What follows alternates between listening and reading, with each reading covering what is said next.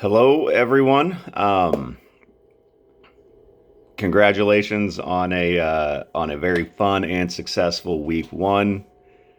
I yeah, I was pretty excited with how that went, and boy, since then, right? Like things have been kind of going crazy for for me and for this league. And obviously, a big part of that is that article in the SJR that came out. So if you haven't seen that, check that out. It's on their website. There's a link on our Facebook page, and I've somehow you missed that. You maybe you're not plugged into social media, but it kind of got wild, and ever since then, my inbox, both my personal and in the inbox for the league and the Twitter feed. I've been getting bombarded from people. So more about that in a minute. But as far as week one goes, hey, that was great. I was really really happy with the way that turned out. Some tough matchups, man. There like every game was close.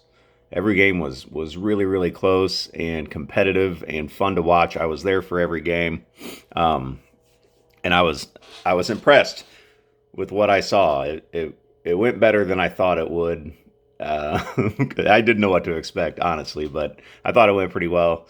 The one side note, we had one of our referees did have a seizure. It was in the middle of, actually, it was our game, the third game of the day, between the third and fourth quarter. Richard is his name, had a seizure. Very, very scary situation. And I've had a lot of people checking in, asking how Richard is, and he's doing well. I saw him that night. I've talked to him. He said he hasn't had a seizure in like 3 years or something, and was pretty surprised himself that that happened there when it did. So Richard's doing well. Want to thank everybody for checking in on him, and thank everyone there who was, who helped to make sure he was okay. The EMTs came and took him off to Memorial, and he's doing fine now. So yeah, we appreciate that, and we are happy that Richard's doing well. And then on another referee note, many of you know, if not, I guarantee you would know him if you saw him. But Fred Young, longtime referee here in Central Illinois, was actually scheduled to ref three of our games this weekend. Unfortunately, passed away this week. So the whole league obviously extends our condolences to Fred's friends and family. Very very sad to hear that. Fred was a good dude and a good ref, and dedicated a lot of his life to just the game of basketball, and helping kids kind of learn the game of basketball. Like I said, I guarantee you would know this guy if you saw him, if you've been to any basketball games in our area, for the last decade, 2 decades. I don't even remember the first time I saw Fred, but that dude has done a lot of games and has done a lot of good for sports in our community. So very, very sad about that. But the games themselves, I thought went pretty well. We did I think a good job of not battling with the refs that much. And then, the later two games where we only had one ref, we want to thank Kevin Roberts for sticking that out. He ref the last, two and a quarter games by himself. So thanks a lot, Kevin. We appreciate it. You did a great job.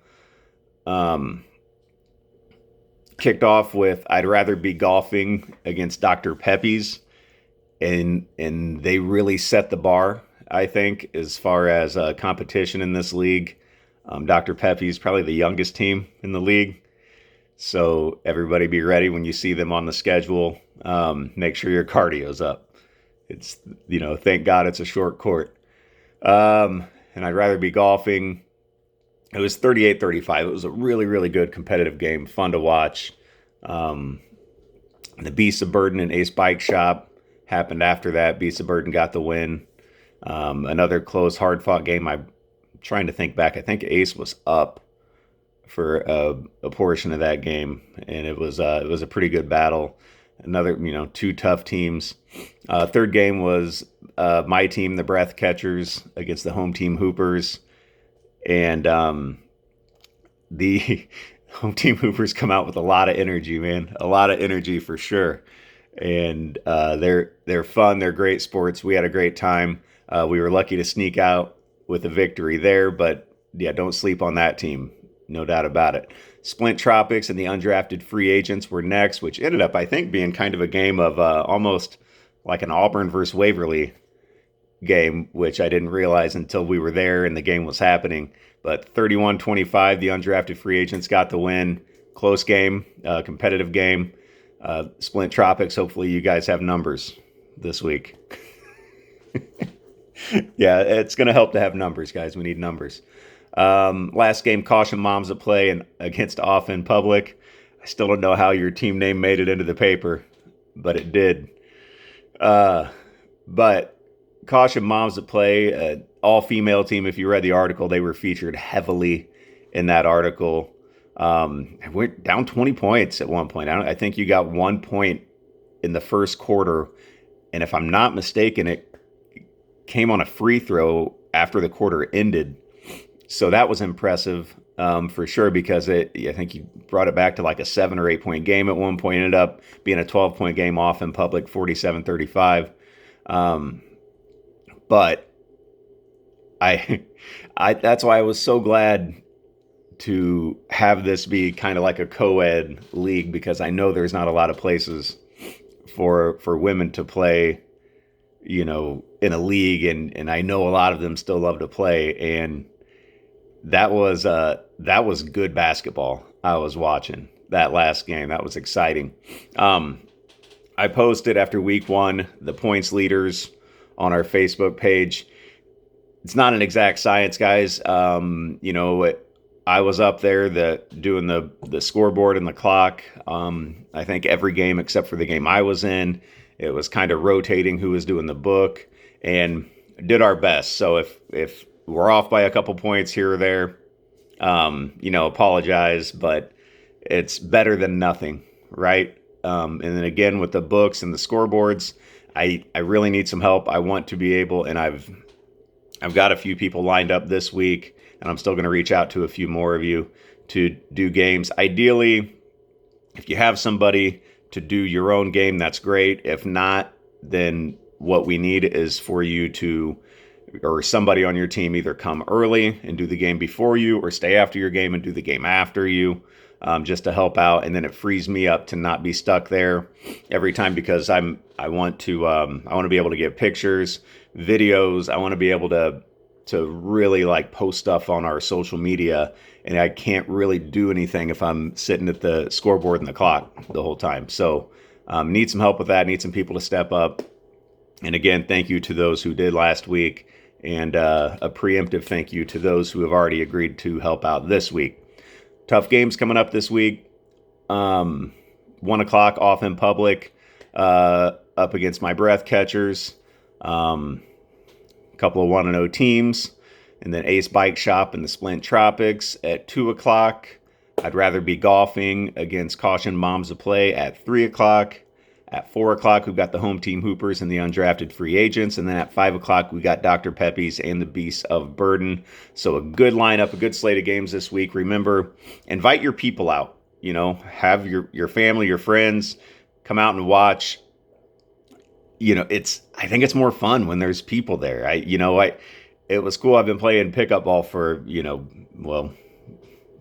since forever, but I haven't been in a league in like 15 or 16 years or something. And I forgot what it was like to actually hear people cheering in the crowd, and it was cool. It was fun. So get people out, encourage people to come watch you. It's Sunday afternoon. They're not doing anything else. Just have them come watch. So good luck to everybody in week 2. Last thing I want to say is this article that came out, and big thanks to Ryan Mahan at the SJR for doing this article on our league. I thought it was awesome. For one, it was really well written, and two, it has gotten us a lot of attention. The messages that I've been getting bombarded with are people wanting to play in the league, and so I've told them, and I know before the season started, I sent you guys out like a list of players. Well, now that list has grown exponentially. So I'm going to put together a doc. I've gotten a lot of names and numbers. I'm going to send it out to everybody. Consider it like a free agent pool. If if somebody's hurt, if you can't field a lineup, anything like that, if you need a few extra bodies, I've got a large pool of players to pull from who would love to come be a part of this. And so it kind of leads me to, where is this going after this season? What's season 2 going to look like? How can we possibly grow this and make it bigger?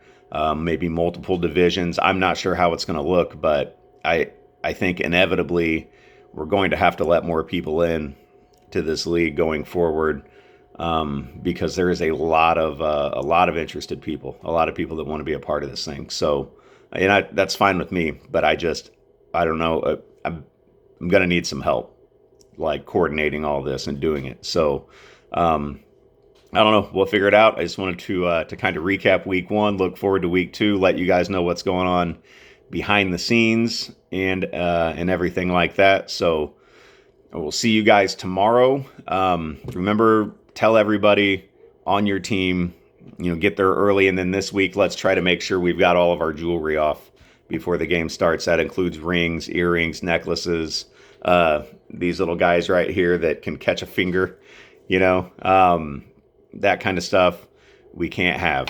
So let's make sure that that we're there, we're ready to play, and ready to help out with the book and the scoreboard too, and have another good week of basketball. All right, guys, good luck. See you tomorrow.